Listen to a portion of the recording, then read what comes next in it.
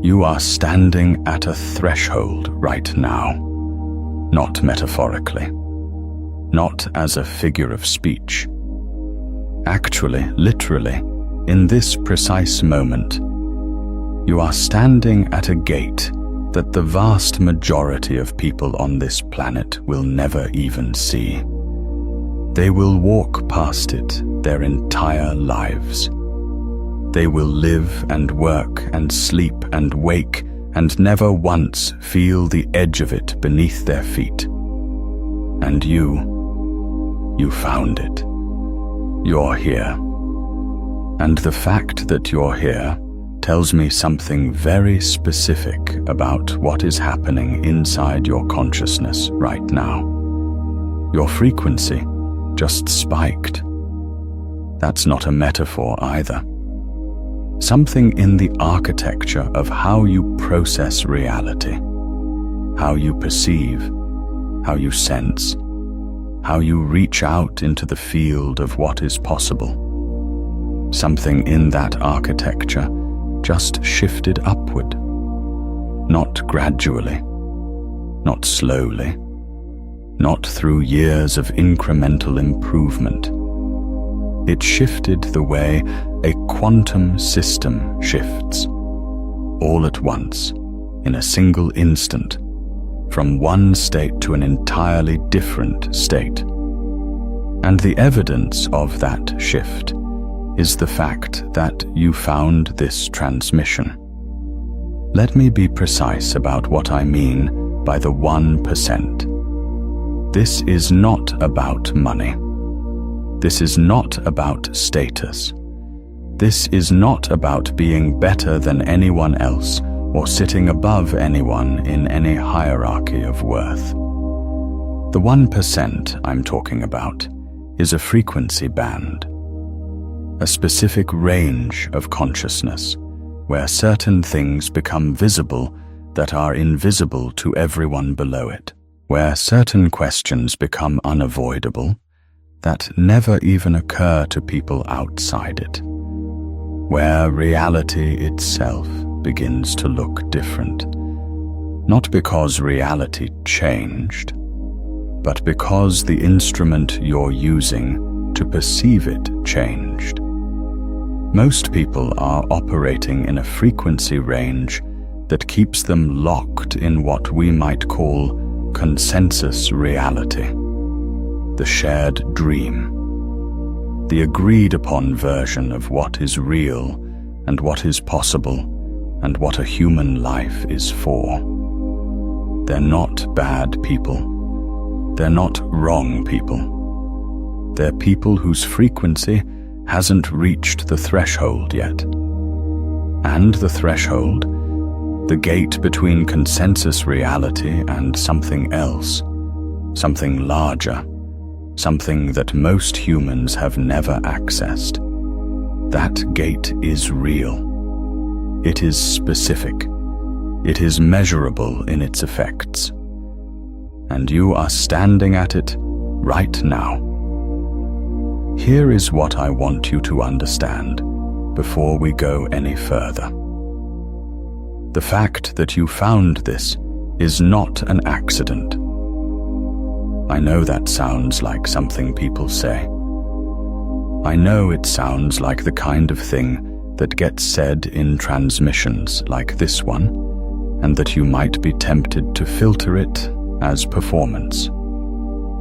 But stay with me, because I'm going to be very precise about why it is not an accident. And the precision is going to matter. The precision is going to be the thing that actually moves you through the gate, rather than leaving you standing at its edge, looking through it, wondering what it would feel like to cross. You found this because your frequency matched it. That's a quantum mechanical statement. In quantum systems, resonance is not optional. It's structural. Two systems vibrating at the same frequency don't just happen to find each other. They are drawn into coherence by the mathematics of how wave functions interact. When your internal state, the specific pattern of your awareness, your questions, your readiness, reaches a certain frequency, it begins to resonate with information, with people, with transmissions, with opportunities that exist at that frequency. And the resonance pulls them toward you, not through magic, through physics, through the actual mechanics of how consciousness interfaces with the field of what is possible. You were ready for this. That is why you found it. And now the question, the only question that matters from this point forward, is whether you will step through the gate that just opened, or whether you will stand at its edge and watch it close. Because gates close. That is the thing about thresholds. They are not permanent. They open when the conditions are right. They open when your frequency reaches the matching point. And they stay open for a window. The window is not infinite, and every moment you spend standing at the edge rather than crossing is a moment the gate is open and you are not walking through it. This transmission is the gate being open. Let's begin. There is a concept in quantum mechanics called the phase transition. A phase transition is the moment when a system crosses a critical threshold and changes state, not gradually, not incrementally, but all at once. Water doesn't slowly become ice. At exactly 0 degrees Celsius, under the right pressure conditions, the molecular structure reorganizes entirely. One moment it's liquid, the next moment it's solid. The crossing happens at a specific point, and once it crosses, it doesn't go back unless the conditions change dramatically. Consciousness works the same way. This is one of the most important things I can tell you, and it runs counter to almost everything you've been taught about how personal growth and evolution work. You have been taught by culture, by education, by the general consensus of how humans talk about becoming better, that growth is gradual, that you improve a little every day, that the compound effect of small habits over long time produces transformation, and there is truth in that model. But it is not the whole truth, and it is not the deepest truth. The deepest truth is that consciousness evolves through phase transitions, through threshold crossings, through specific moments where everything reorganizes at once. Think about the moments in your own life that actually changed you. Not the slow drift, not the gradual accumulation. The moments, the specific ones. The conversation that cracked something open. The experience that made going back to who you were feel structurally impossible. The realization that didn't arrive incrementally, but landed all at once, complete, like a stone dropping into still water, and everything rippled outward from that single point. Those were phase transitions. Those were threshold crossings. Those were quantum state changes in your consciousness. And here is what quantum mechanics tells us about those moments that is absolutely crucial for you to understand right now. Before the phase transition, the system exists in superposition. In quantum physics, superposition is the state where a particle, or a system, exists in multiple possible states simultaneously. It hasn't collapsed into a single defined reality yet. It holds all its possibilities at once. And this is not a metaphor for confusion or uncertainty. Superposition is actually a state of maximum potential. The particle hasn't chosen yet because it doesn't need to choose yet. It holds all the possible versions of itself simultaneously, and it will collapse into a specific state when it encounters the right conditions, when it's observed, when it interacts with another system, when the measurement is made. You have been in superposition, that strange feeling you've been carrying, the sense of being between two worlds, of not quite fitting in the reality you used to inhabit, but not yet fully inhabiting the new one. That is superposition. That is the quantum state before the phase transition. That is you holding multiple possible versions of yourself simultaneously, right at the edge of collapsing into the one that matches the frequency you've been building toward. And the collapse, the crossing of the threshold, that is what this transmission is about. If this is landing for you, take a second to like this video and subscribe. More transmissions like this one are coming, and you won't want to miss them. Let me tell you about the 1% in more specific terms, because I think the specificity is going to surprise you, and the surprise is going to matter. When we talk about the 1% as a frequency band, as a state of consciousness rather than a financial or social category, we are talking about something that has been documented, described, and pointed at across thousands of years of human inquiry.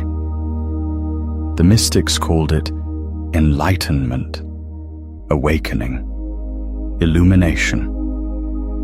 The philosophers called it the examined life, the examined consciousness, the move from doxa to episteme, from opinion to knowledge.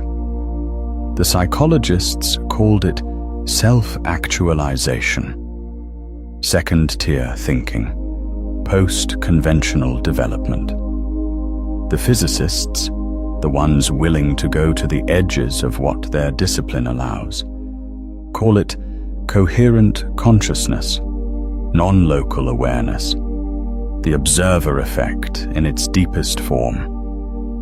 All of these are pointing at the same thing. A threshold, a crossing point, a state of consciousness that is qualitatively different, not just quantitatively better, from the default state. A state where reality itself looks different because the perceiver has changed. And the reason it's the 1% is not because only 1% of people are capable of it. That is a lie. Every human being is capable of crossing this threshold. The capacity is built into the structure of human consciousness. It is your birthright. It is what you are designed for. The reason it's the 1% is because crossing the threshold requires something that the other 99% are not yet willing to do. It requires you to let the old version of yourself die. Not metaphorically, actually. The version of you that exists on this side of the gate. The one with the specific set of beliefs about what is real, what is possible, what you are capable of, what you deserve, how the world works. That version has to end, has to stop, has to collapse, the way a quantum wave function collapses when the measurement is made. And the measurement that collapses it is the decision to cross the threshold.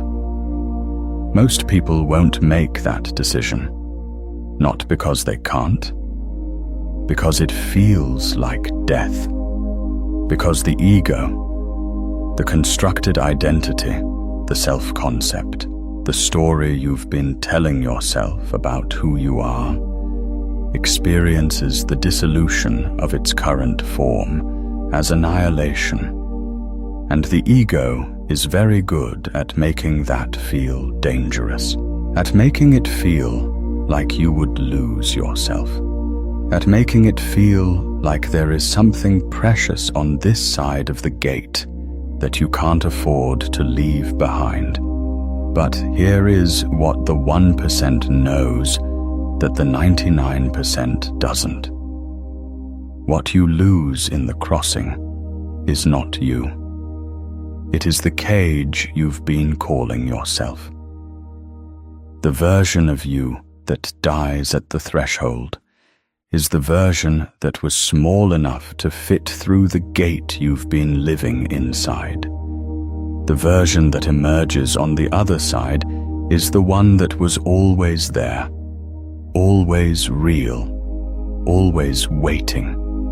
The one that was in superposition, holding all its potential, waiting for the conditions that would allow it to collapse into its fullest expression. You don't lose yourself at the threshold. You find yourself. For the first time. Now I want to talk about frequency. Because frequency is the mechanism. Frequency is the actual physics of how this works. And if you understand the mechanism, you stop waiting for the crossing to happen to you, and you start understanding how to make it happen. How to match the frequency on the other side of the gate so that the gate opens, so that the collapse occurs, so that the phase transition completes. Everything is frequency. This is not a spiritual claim. It is a physical one. Every particle in the universe is, at its most fundamental level, a vibration, a wave, a pattern of oscillation in the quantum field. What we experience as solid matter, as the chair you're sitting in, as the walls around you, as your own body, is a pattern of vibration that has stabilized into a particular frequency range. What we experience as thoughts, as emotions, as states of consciousness, these are also vibrations, also frequencies, also patterns of oscillation in the field of awareness. And frequency determines what you can access. A radio receiver tuned to one frequency cannot receive broadcasts at a different frequency. This is not a failure of the receiver. It is simply the physics of resonance. The information is there. It's being broadcast. But if the receiver isn't tuned to the matching frequency, the information passes through without being received, without being real for that receiver. Your consciousness works exactly the same way. The frequency at which your consciousness operates determines what information you can receive, what opportunities you can perceive, what people you resonate with, what realities you can access. At the frequency of the 99%, the default frequency, the consensus reality frequency, certain things are simply invisible, not because they don't exist, because the receiver isn't tuned to them. When your frequency spikes into the 1% range, which is what happened when you found this transmission, things that were previously invisible become visible. Opportunities that were always there, but that you couldn't perceive suddenly appear. People who operate at that frequency begin to show up. Information that couldn't reach you before starts landing. Reality itself seems to reorganize. And it's not that reality changed. It's that you changed. The receiver changed. And the receiver determines what is real. This is the observer effect. This is one of the most profound and most misunderstood findings in all of quantum mechanics. The act of observation, the act of consciousness engaging with a system, does not passively record what is already there. It participates in determining what is there. The observer and the observed are not separate. They are entangled. And the state of the observer, the frequency of the consciousness doing the observing, shapes what is observed. You are not a passive receiver of a fixed reality. You are a participant in the construction of your reality. And the frequency at which you participate determines what you construct. The 1% frequency is not a frequency of superiority. Let me be very clear about this.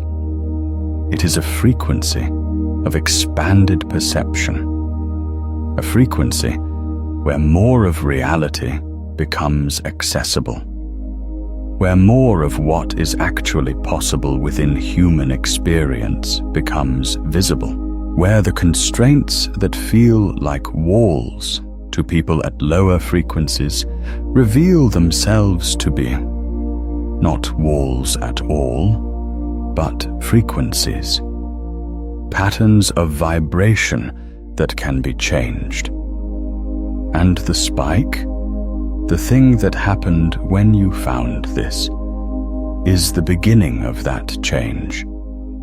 Let me tell you about what a frequency spike actually feels like from the inside, because you may have been experiencing this and not known what to call it.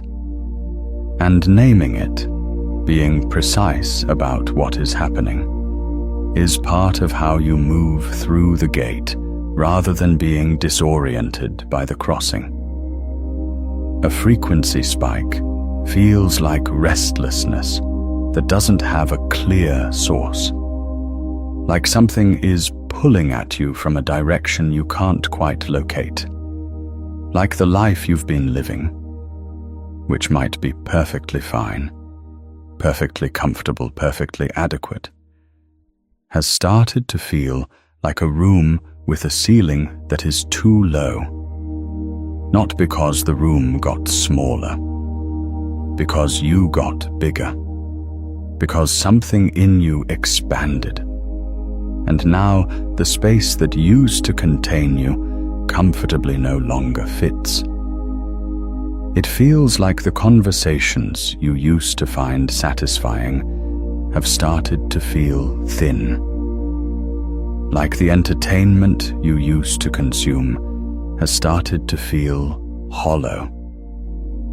Like the goals you used to pursue have started to feel like they belong to a version of you that you're outgrowing. And in the place of those things, in the space where they used to sit, there is a strange, electric, slightly uncomfortable hunger for something you can't quite name. Something more real. Something more true. Something that matches the new frequency you're operating at. That is the gate. That restlessness. That hunger, that sense of outgrowing your current container. That is the gate making itself known. That is the threshold revealing itself. That is the quantum system reaching the conditions for phase transition. And this is the moment, right now, this transmission. This is the crossing point. I want to tell you about a man named Elias. Elias was 34 years old, and by every external measure, his life was working. Good job, stable relationship, apartment in a city he'd chosen deliberately, friends he'd known for years, a routine that ran smoothly, that produced predictable results, that kept everything functioning the way it was supposed to function. And he was miserable. Not dramatically miserable, not in a way that anyone around him could see or that he could point to as a specific problem. Just quietly, persistently, structurally miserable in the way that a person is miserable when they're living at the wrong frequency. Elias had been in superposition for 3 years. He could feel it. That sense of being between two versions of himself. The version that fit inside the life he'd built. And something else. Something larger. Something that kept pushing at the edges of his awareness. That kept showing up in the books he was drawn to. In the ideas that lit him up in ways his actual daily life didn't, in the conversations he had with people he barely knew, that felt more real than the conversations he had with his closest friends. He knew there was a gate. He'd been circling it for 3 years. But Elias had a problem. He'd built his identity around being the person who had it together, who had figured it out, who had made the right choices and arrived at the right place. And the gate, the threshold he could feel at the edge of his consciousness, required him to admit that where he'd arrived was not, in fact, the right place.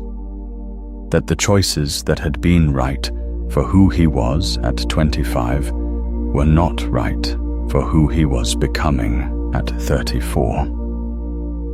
That the life he'd built was not wrong. It was just finished. It had served its purpose. And the next version of his life was on the other side of a threshold he was terrified to cross, because crossing it meant letting the current version end. He came to the gate many times. He would feel the pull. He would get close enough to feel the heat of what was on the other side. And then the ego would do what the ego does. It would construct a reason to wait, a reason to be reasonable, a reason to be careful, a reason to gather more information before making the crossing. And he would step back, and the gate would remain open, barely, holding itself for him, waiting for the moment when he would stop reasoning his way out of his own evolution. The crossing happened on an ordinary Tuesday. Nothing dramatic precipitated it. No crisis. no revelation handed to him from outside. He was sitting in his office in the middle of a meeting that was exactly like every other meeting he'd sat through for years.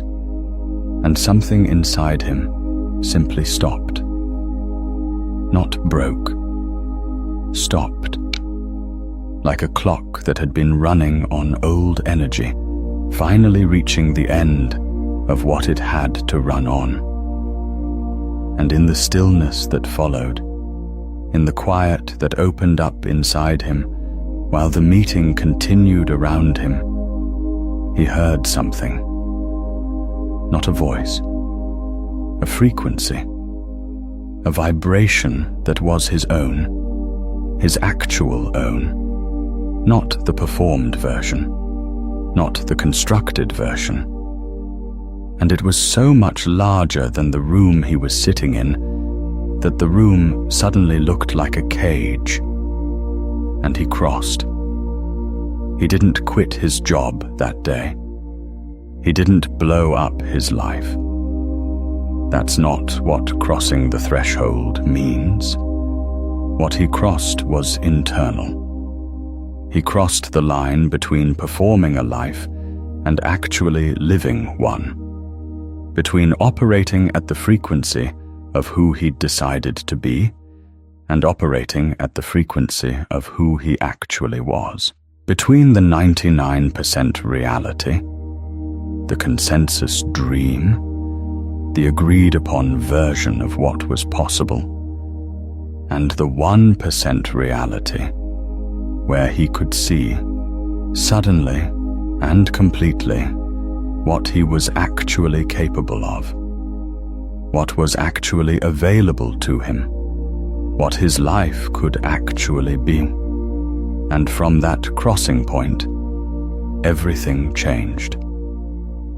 Not because circumstances changed immediately, they didn't, but because the observer changed, because the frequency changed.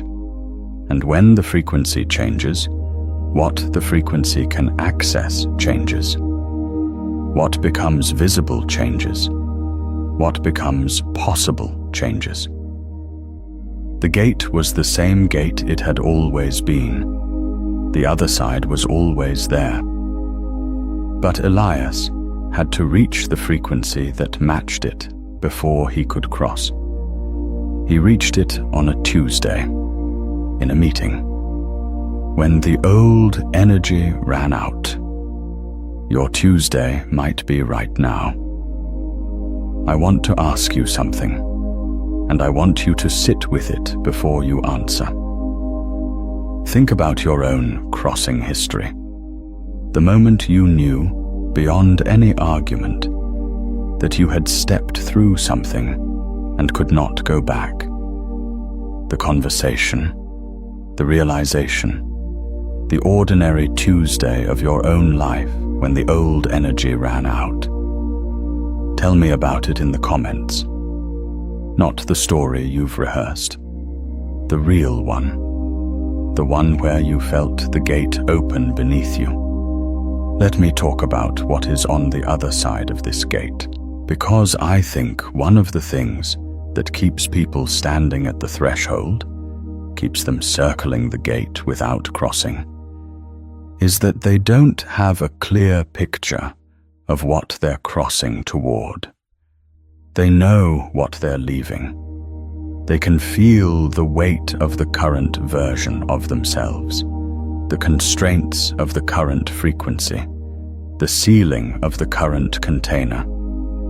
But the other side is obscured. It's behind the gate. And the fear of the unknown is one of the ego's most reliable tools for keeping you in place. So let me describe the other side as precisely as I can. On the other side of this threshold, reality is larger. Not different in kind. The same reality, the same world, the same human experience, but larger. More of it is accessible. more of it is visible. The constraints that currently feel like the edges of what is possible reveal themselves to be not edges at all, but frequency limits. And when the frequency rises, the limits expand. The ceiling lifts. The room gets bigger. Not because anything outside changed, but because the perceiver changed. And the perceiver determines the size of the room. On the other side of this threshold, you stop being managed by your circumstances and start being the author of them. This is not about control in the anxious sense, the white-knuckled attempt to force outcomes. It's about authorship in the creative sense, the understanding that the story you're living is a story you're writing, and that the frequency at which you write it determines what can appear in it. At the 1% frequency, you don't wait to see what life brings you. You understand, at a level that is felt rather than just intellectually grasped, that what life brings you is a function of what you're broadcasting, and you start broadcasting deliberately. On the other side of this threshold, other people who operate at the 1% frequency become visible to you, and you become visible to them. This is the resonance principle again. Like frequencies find each other. The people who are building things that matter, who are thinking thoughts that are real, who are living at the level of their actual potential rather than the level of their comfort, those people become accessible. Not because you go looking for them in a desperate or grasping way, because the frequency shift makes you visible to each other. You enter the same field. You begin to resonate, and the quality of the people around you changes, because the frequency you're broadcasting changes what you attract. On the other side of this threshold, the relationship between your inner state and your outer circumstances becomes transparent. You can see it. You can trace the line between what you're holding internally, what frequency you're operating at, what beliefs are running in the background, what stories you're telling yourself about what is real and possible, and what is showing up in your external experience. And this transparency is not comfortable at first, because it means you can no longer pretend that your circumstances are happening to you from outdated. You can see that they are arising from you, from your frequency, from your state, and that means the responsibility is yours, which is terrifying, and also the most liberating thing you will ever experience. On the other side of this threshold, time works differently, not literally. The clock still runs at 60 seconds a minute, but your relationship to time changes. At the 99% frequency, most people live in what we might call temporal anxiety, caught between the regret of the past and the fear of the future, spending very little actual time in the present moment where all real power exists. On the other side of the threshold, the present moment becomes more real, more dense, more actual. You stop leaking energy backward into what was and forward into what might be, and you start concentrating it here, now, in the only moment where anything can actually be created or changed or chosen. On the other side of this threshold, synchronicity becomes ordinary. This is one of the things that people who have crossed report most consistently, that the experience of meaningful coincidence, of the right thing appearing at the right moment, of the sense that the universe is organized and responsive rather than random and indifferent. That experience becomes normal. Not miraculous, normal. Because you understand the mechanism. You understand that synchronicity is not magic. It is resonance. It is the quantum coherence between your frequency and the field of what is possible. When the frequency rises, the coherence increases. And when coherence increases, the right things appear. Not because the universe is playing favorites, because the receiver is tuned. This is what is on the other side of the gate. And the gate is open, right now. This is the crossing point. If you can feel yourself standing between the frequency you've been performing and the one you're actually broadcasting, that gap, that electric in-between, there is a complete guide written for exactly this moment. The sealed timeline maps the full crossing from diagnosis through phase transition to sealed coherence. So the new state doesn't just open, but locks. You'll find it in the description below. Let me talk about why now, because this is important. The question of timing, of why this threshold is appearing in this moment of your life, is not random. The gate doesn't open randomly. It opens when the conditions are right. And the conditions being right means something specific about where you are in your evolution. There is a concept in developmental psychology called the readiness principle.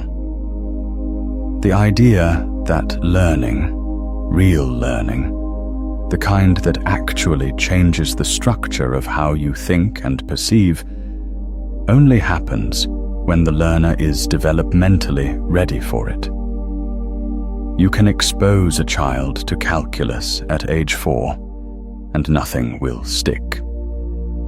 Not because the child is incapable of eventually understanding calculus, but because the cognitive structures that make calculus comprehensible haven't developed yet. The readiness has to be there. And when the readiness is there, when the structures are in place, the learning doesn't just happen, it happens rapidly. It integrates. It reorganizes everything. Your consciousness has been building toward this threshold for years, maybe for your entire life.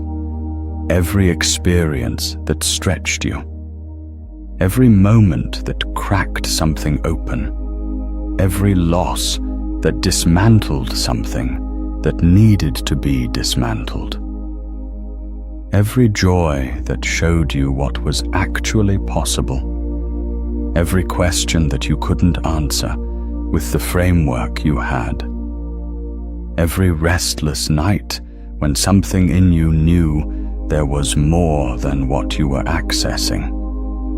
All of it was preparation, was the building of the structures that make this crossing possible. And now you're ready.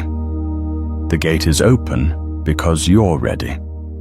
Not because it's a particular date on a calendar, not because of cosmic timing in some abstract sense, Because you, specifically you, in your specific evolution, have reached the threshold of readiness. The structures are in place. The frequency has built to the matching point. And the gate, which has always been there, has become visible to you because you can now see it, because your frequency can now perceive it. There is also something happening collectively that is relevant here. We are living in a period of accelerated frequency, a time when the conditions that allow for threshold crossings are more available than they have been at any previous point in recorded human history. The density of information, the collapse of geographic and cultural barriers, the acceleration of technology, the global connectivity. All of these are creating conditions where frequency can build faster, where the readiness threshold can be reached more quickly, where the gate can become visible to more people in a shorter period of time. This is not coincidental. This is phase transition at a collective level. Humanity itself is approaching a threshold, and the people who cross individually, who spike into the 1% frequency, are the leading edge of that collective crossing. They are the ones who demonstrate what is possible, who hold the frequency of the other side so that others can find their way to it, who are, in a very real sense, the scouts crossing the gate first, so that the path becomes clearer for those who follow. You are one of those scouts.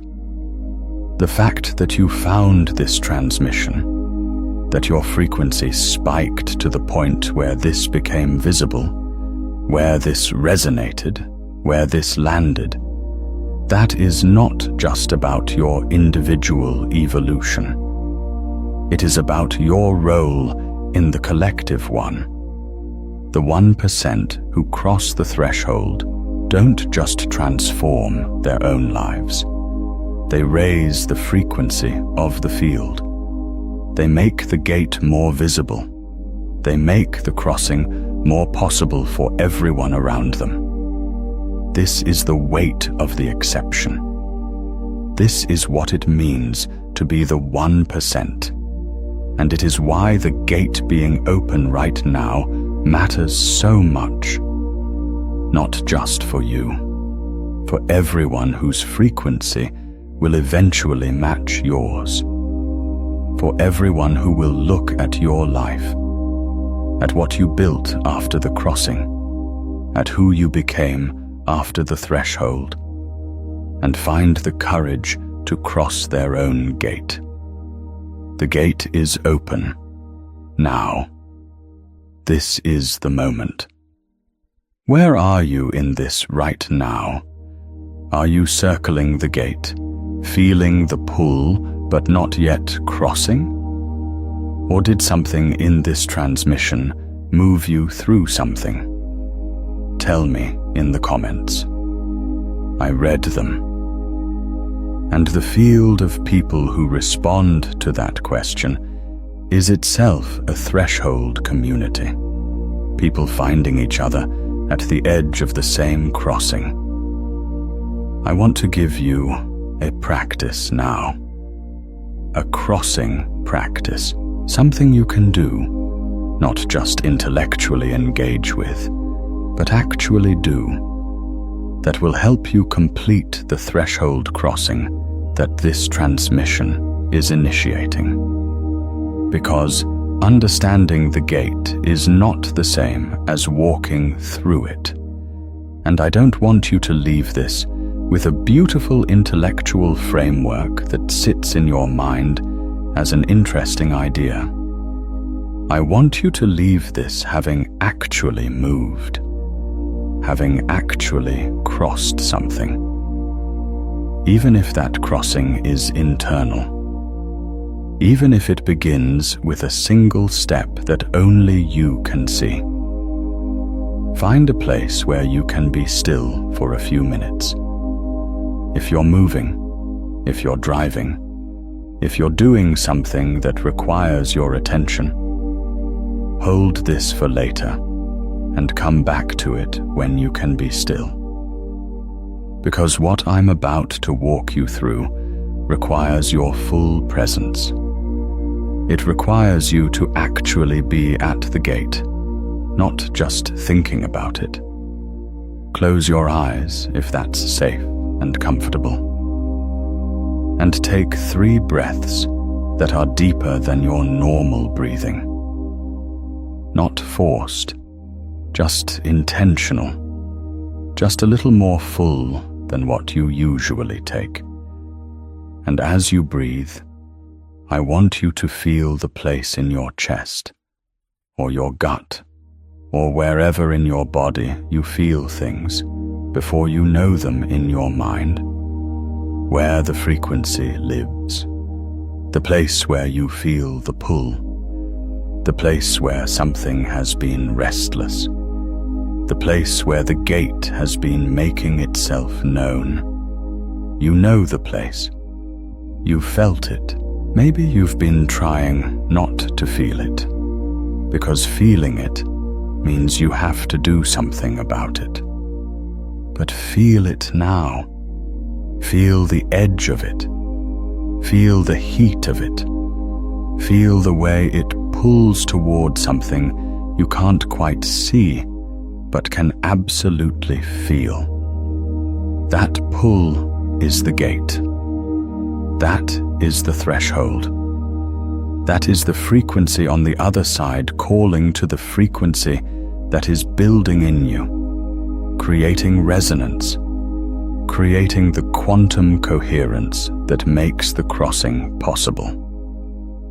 Now, I want you to do something that might feel strange. I want you to turn toward it. Not away, toward. Most of the time, when we feel the pull of the gate, the restlessness, the hunger, the sense of something larger waiting, we turn away from it. Because it's uncomfortable. Because it asks something of us. Because the ego interprets the dissolution of the current form as danger. But right now, in this moment, I want you to turn toward it, to face the gate directly, to let yourself feel the full weight of what is on the other side. And as you face it, I want you to ask yourself one question. Not with your mind, with the place in your body where you feel truth before you can articulate it. The question is this: what version of me has to end for the next version of me to begin? Sit with that. Don't rush to answer it. Don't let your mind construct a clever response. Let the answer come from the place where the gate is. Let it come from the frequency, and when it comes, and it will come, because you are at the threshold, and the threshold knows you. Let it land without fighting it. Let it be true, even if it's uncomfortable, even if it asks something difficult, even if it means something you've been holding on to has to be released. The thing that has to end is not you. I want to be very clear about this. The thing that has to end is a version, a configuration, a specific pattern of beliefs and habits and self-concepts that served you in getting to the gate but cannot cross with you. The gate is a precise width, and what can fit through it is the essential you, the frequency you, the real you, not the constructed version that has accumulated around that essential self over years of adaptation and performance and protection. What you're releasing at the gate is the weight that has been slowing the frequency, the beliefs that cap it, the self-concepts that constrain it, the stories that keep you in the 99% reality when you are built for the 1%. Feel what it would feel like to put that weight down, not to lose it, to put it down, deliberately, as a choice, as the act of crossing. And now, in whatever way feels true in your body, take a step, not a physical step necessarily, an internal one, a step that says, I am crossing. I am not waiting for more certainty. I am not waiting for the fear to go away. I am not waiting until I feel ready in the way the ego defines ready. I am crossing because the gate is open, and I can feel what is on the other side, and the version of me that belongs there is already reaching back through the gate toward the version of me that is still standing at the edge. That step, that internal movement, is the beginning of the crossing. And once it begins, it completes. That is the nature of phase transitions. Once the system crosses the threshold, it reorganizes. It doesn't go back. The old state doesn't restore itself. The new state is the state, and you are in it. Take a breath and open your eyes. You just crossed something. Now, let me tell you what changes. Because the crossing is not the end, it's the beginning. The gate is not the destination, it's the passage. And what happens after the crossing is what this is all for. The first thing that changes after you cross the threshold is your relationship to fear. Not that fear disappears. It doesn't. And anyone who tells you that the 1% frequency is a state of fearlessness is misrepresenting what the crossing actually produces. Fear is a biological signal. It will continue to fire. What changes is your relationship to it.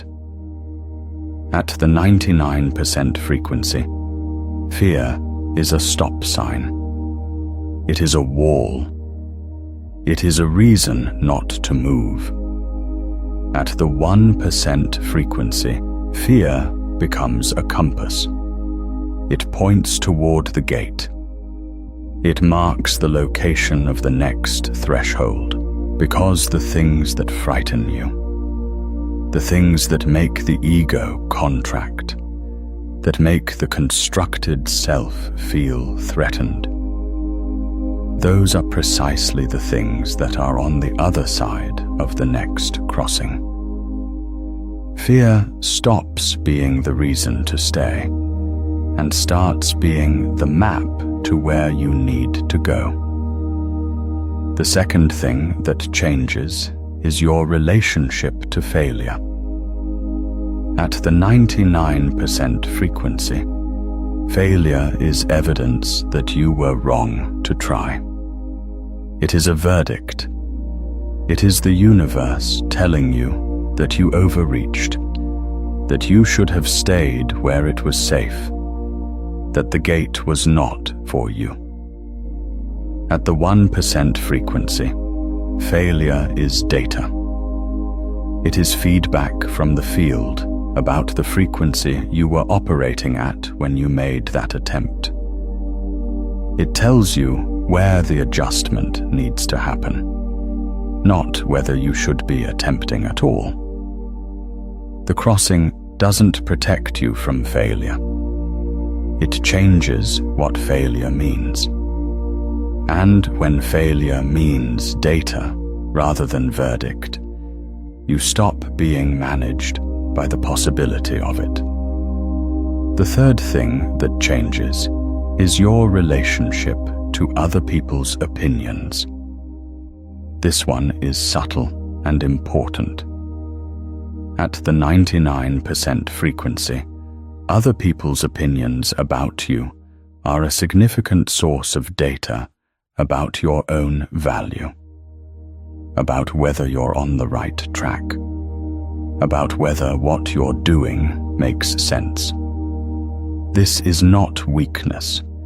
It's the natural result of operating in the consensus reality, where the consensus is the primary reference point. When you cross the threshold, the primary reference point shifts. It moves from external, from what the consensus thinks, from what the people around you validate, to internal, to the frequency, to what resonates with the actual signal of who you are, rather than with the noise of what others expect you to be. This doesn't mean you stop caring about people. It means you stop letting their frequency determine yours. The fourth thing that changes is your relationship to time and urgency. I mentioned earlier that time works differently on the other side of the threshold. But I want to be more specific about what that means practically.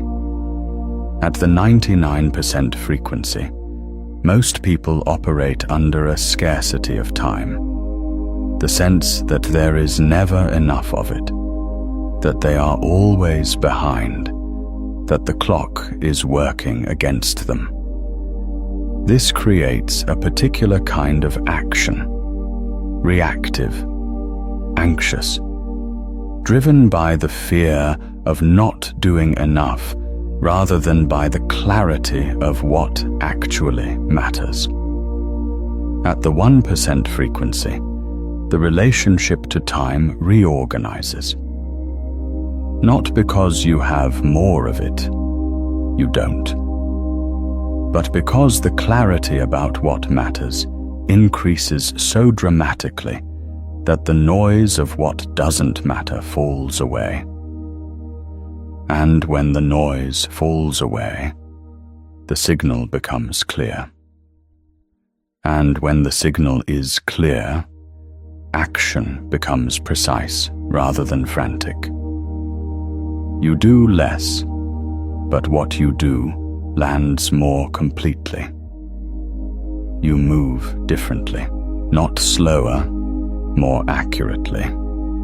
The fifth thing that changes, and this is the one that surprises people most, is your relationship to uncertainty.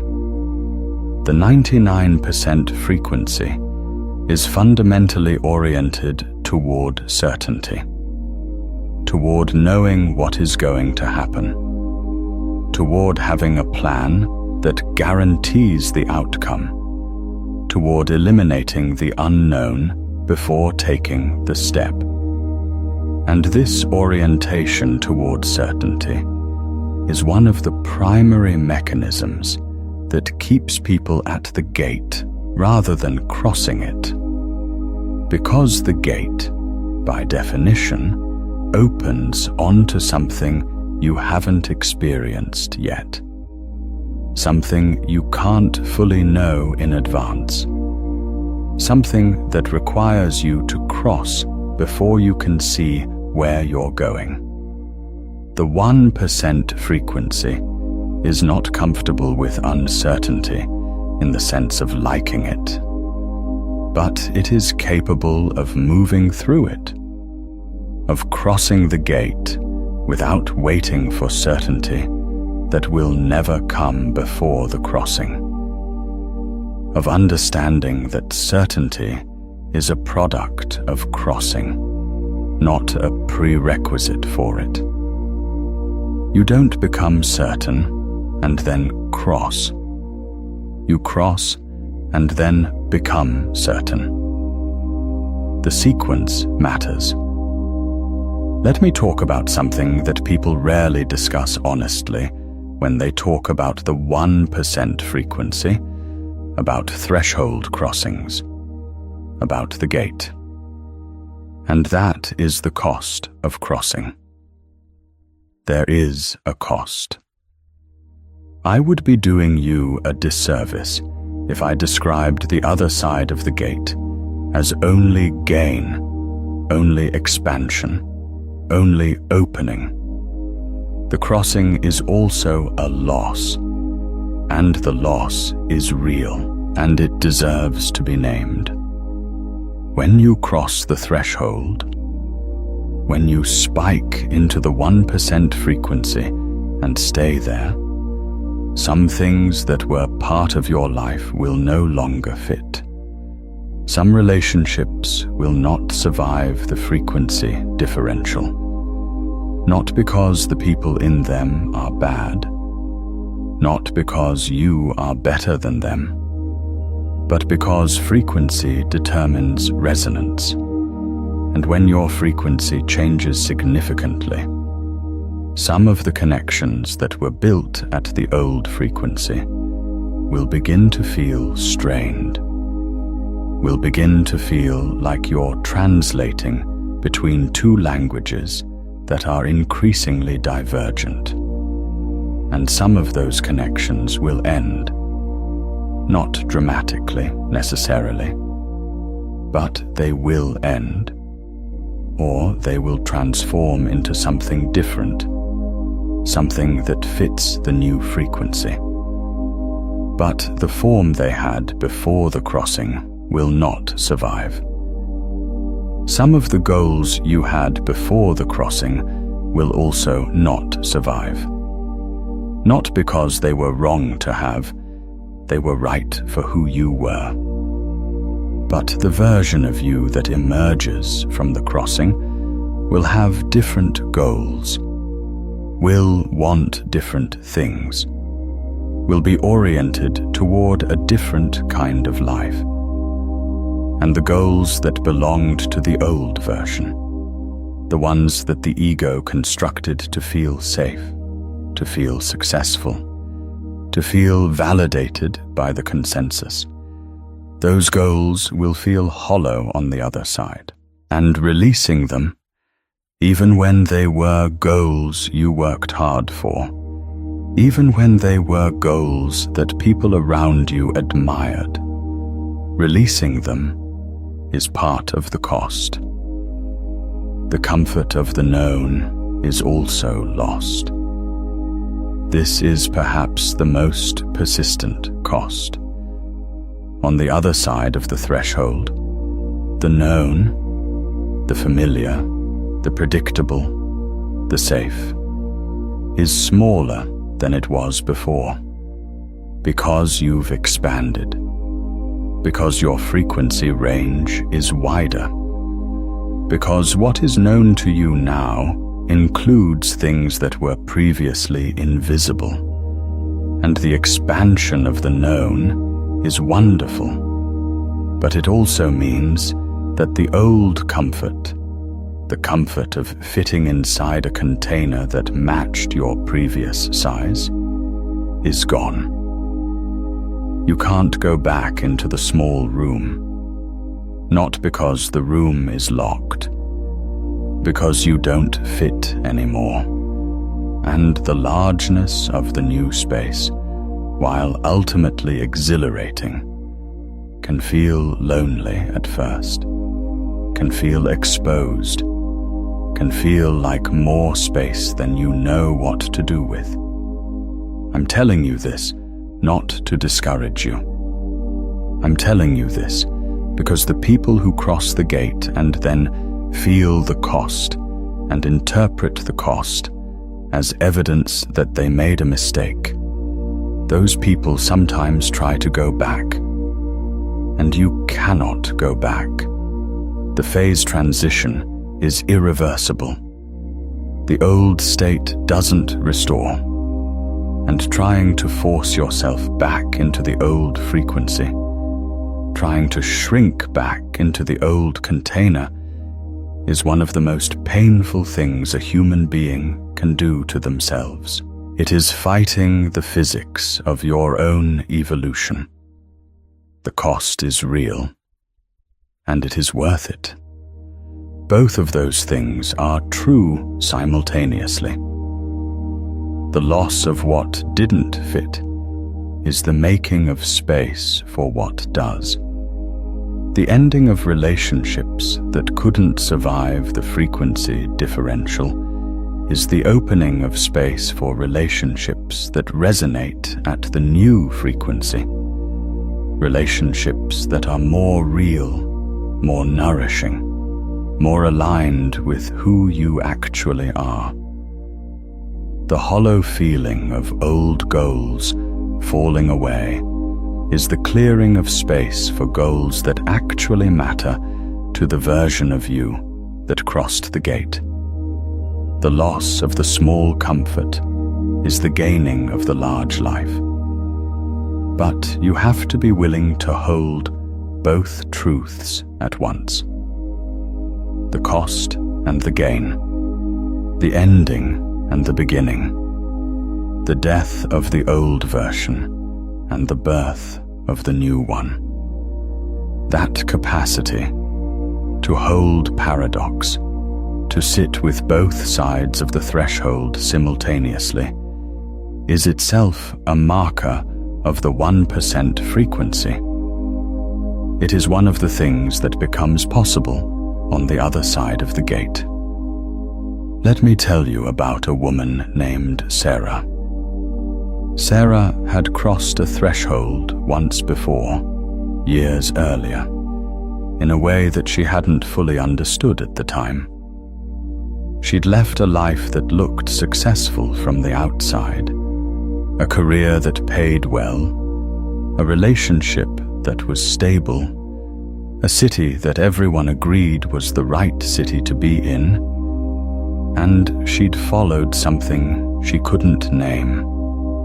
A frequency, a pull, a sense that there was a gate somewhere in the direction she was looking, and that if she didn't cross it, she would spend the rest of her life standing at its edge, wondering. She crossed it, and it cost her everything she'd described. The career, the relationship, the city, the identity she'd built around being the person who had it all figured out. And it gave her everything she couldn't have imagined from the other side. A life that fit, work that mattered, a sense of being in the right frequency, in the right field, building toward the right thing. But now, years later, she was standing at another gate. Because this is the thing about threshold crossings that people don't always anticipate. They are not singular. You don't cross the gate once and arrive in a permanent state of 1% frequency where nothing further is required. The 1% frequency is not a destination. It is a level. And at every level, there is another gate, another threshold, another crossing point where the current version has to end for the next version to begin.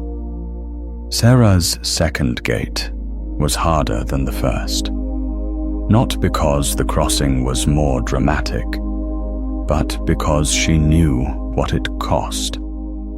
She had done it before. She knew the price, and knowing the price made the hesitation more sophisticated, more intelligent, more dressed up in reasonable-sounding arguments for waiting a little longer, for being a little more certain, for gathering a little more evidence before making the crossing. She circled her second gate for 2 years. 2 years of feeling the pull. 2 years of knowing she was at the threshold. 2 years of the restlessness, the hunger, the sense of being between two versions of herself. And 2 years of constructing increasingly elaborate reasons to wait. What finally moved her through was not a new argument. It was not a new piece of evidence. It was not finally achieving the certainty that she'd been waiting for. What moved her through was the recognition that the 2 years of waiting had cost her more than the crossing ever would. That the energy spent circling the gate, maintaining the tension of knowing you need to cross but not crossing, was draining her more than the crossing itself would. That the fear of the cost was costing her more than the cost. She crossed on a morning when nothing was different except that she was done waiting. And on the other side, the same thing that had always been on the other side, a larger life, a truer frequency, a version of herself that had been in superposition for 2 years, holding all its potential, waiting for the collapse. The gate had been open the whole time. This is what I want you to take from Sarah's story. Not that the crossing is easy. It isn't. Not that the cost isn't real. It is. But that the cost of not crossing is also real. That the energy of standing at the gate and not going through it, of maintaining the superposition, of holding the tension of the threshold without completing the crossing, that energy has a price. That price is paid in the currency of your actual life. In days and months and years of living at a frequency that you've already outgrown. In the slow, persistent misery of a room with a ceiling that is too low. In the dreams that get quieter because you keep not following them. In the version of yourself that is waiting on the other side of the gate, getting further away, not because the gate closed, but because you stopped moving toward it. The gate is open. The version of you that belongs on the other side is waiting. And the cost of crossing, real as it is less than the cost of not crossing. Now, I want to talk about the mechanics of staying at the 1% frequency after you cross. Because the crossing is the beginning, not the end. And there are specific practices, specific habits of consciousness that maintain the frequency, that keep the receiver tuned, that prevent the drift back toward the consensus reality that will happen if you're not deliberate about it. The first practice is what I call frequency auditing, the regular, honest examination of what you are consuming and what you are producing in terms of information, in terms of energy, in terms of the conversations you're having and the environments you're spending time in, and asking with precision, is this raising my frequency or lowering it? Is this aligned with the 1% reality I'm building, or is it pulling me back toward the 99% consensus? This is not about being rigid or isolated, or cutting off everything that isn't perfectly aligned. It is about being conscious, about knowing what is going into the receiver and what effect it is having on the signal. The second practice is what I call threshold journaling. The practice of writing every day, or as close to every day as you can manage, from the perspective of the version of you that has already crossed the next gate, not the version that is hoping to cross, not the version that is planning to cross, the version that has crossed. Writing from that frequency, describing the life that version is living, the thoughts that version is thinking, the choices that version is making. This is not fantasy. It is frequency calibration. It is tuning the receiver to the signal of the next level before you've arrived there, so that when the gate opens, you recognize it, so that you're already broadcasting at the frequency that matches what's on the other side. The third practice is deliberate exposure to 1% frequency people. This means actively seeking out, through books, through conversations, through communities, through whatever channels are available to you, people who are operating at the frequency you're building toward. Not to imitate them, not to compare yourself to them in a way that diminishes you, but to let their frequency affect yours, because frequency is contagious. Resonance is real. Spending time in the field of someone who has crossed the gate you're approaching raises your own frequency. It makes the gate more visible. It makes the crossing more possible. The fourth practice is what I call the daily crossing. The practice of doing every single day at least one thing that the old version of you, the 99% version, would not have done. One thing that requires crossing a small internal threshold. One thing that the ego resists. One thing that the comfort-seeking, certainty-requiring, consensus-dependent part of you says is too much, too soon, too risky.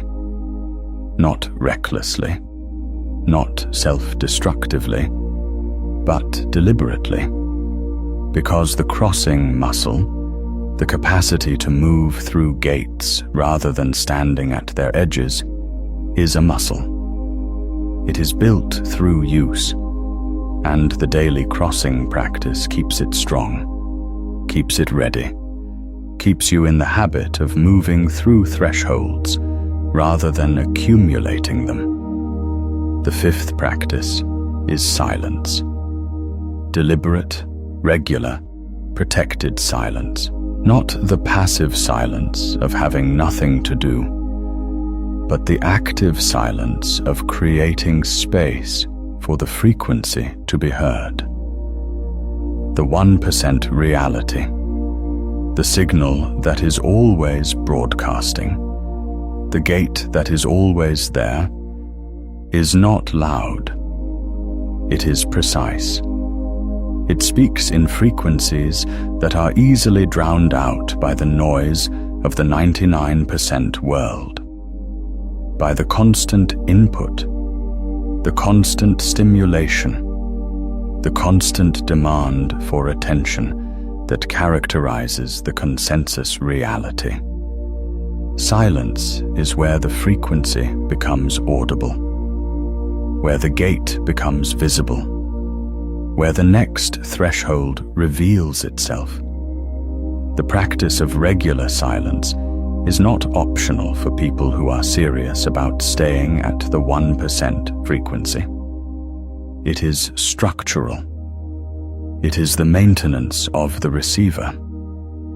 I want to speak now to the part of you that is still not sure. The part that has been listening to this transmission and feeling something real, feeling the pull, feeling the gate, feeling the frequency spike that brought you here, but that is also holding a question, a doubt, a voice that says, what if this isn't real? What if this is just a feeling? What if I cross the gate and there's nothing on the other side, and I've given up the certainty of what I had for the uncertainty of what I hoped was there? That voice is not your enemy. That voice is the ego doing its job. The ego's job is to maintain the current form, to protect the current configuration, to resist the phase transition, because phase transitions feel like death to the constructed self. The ego is not wrong to resist. It is doing exactly what it is designed to do. But you are not your ego. You are the consciousness that contains the ego. And the consciousness, the actual you, the frequency you, the one that has been building toward this threshold for years, that consciousness knows as. It knows the gate is real. It knows what is on the other side. It knows the crossing is necessary. It has always known. The question is whether you let the ego's voice be louder than the frequency's signal. The doubt is not evidence that the gate isn't there. The doubt is evidence that you're standing at the edge of something real, because you only doubt the things that matter. You don't doubt what is safe and comfortable and already known. You doubt the things that are at the threshold of your current understanding. The things that are just beyond the edge of your current frequency range.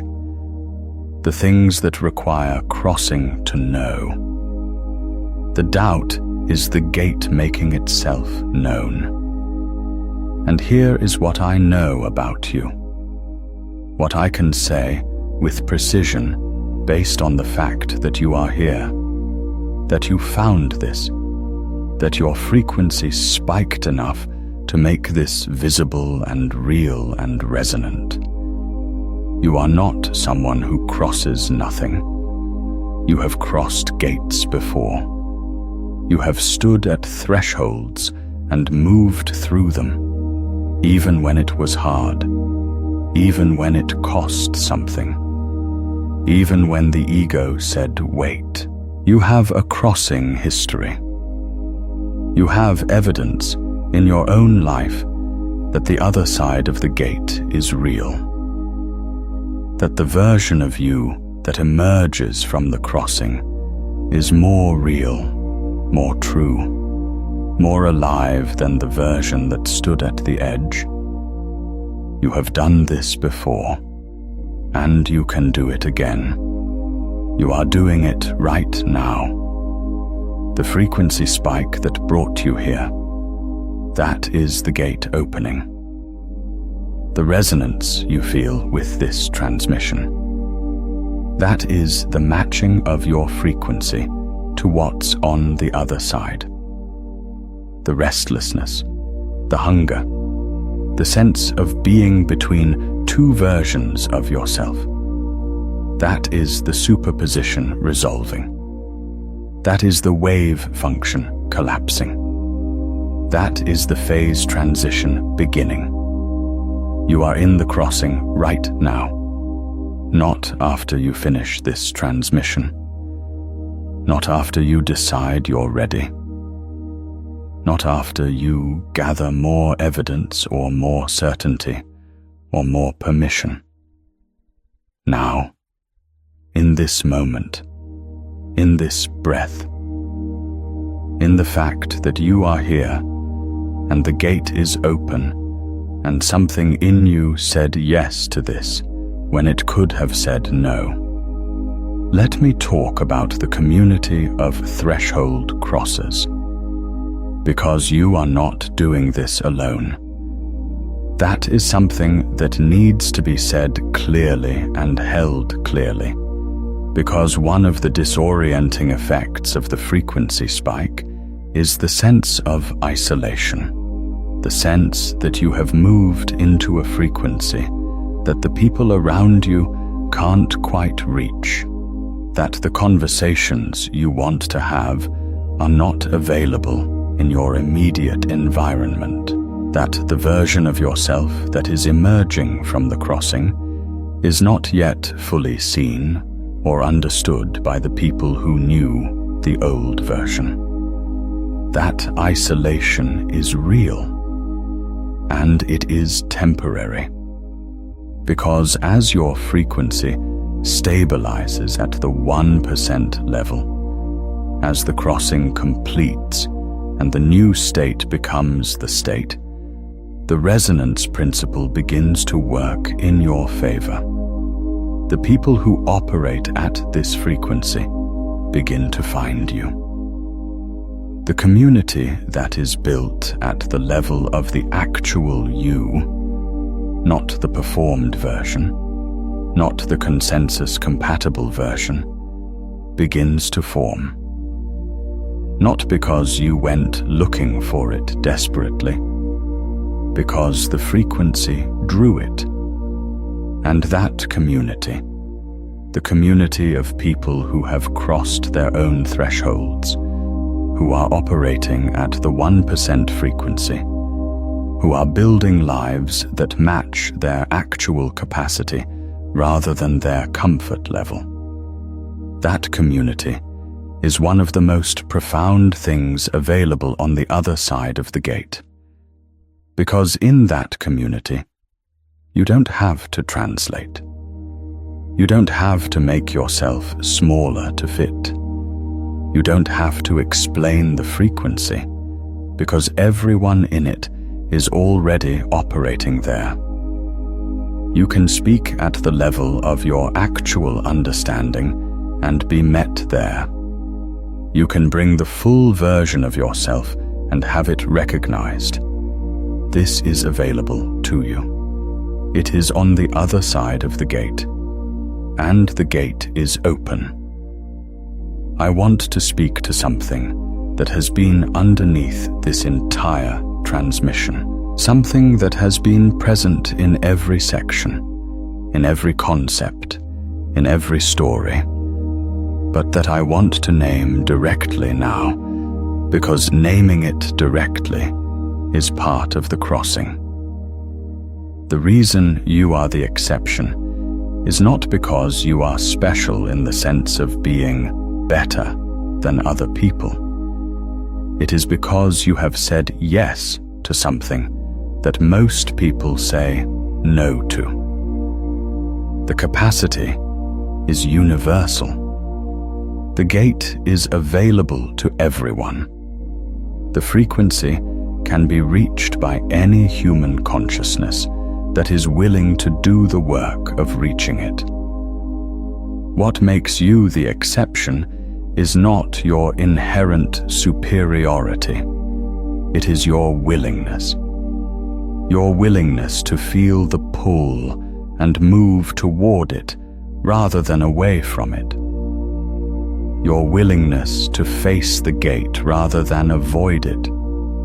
Your willingness to let the old version end so the new version can begin. Your willingness to cross. Most people will not cross their gate, not because they can't, because they won't. Because the ego's voice is louder than the frequency's signal.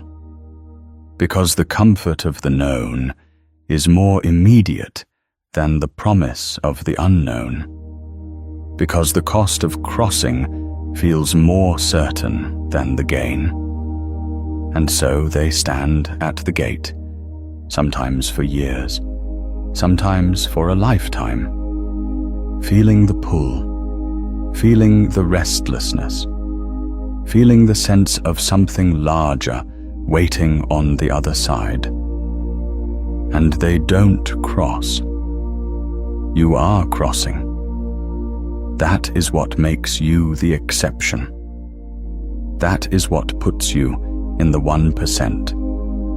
Not talent, not luck, not some cosmic designation that placed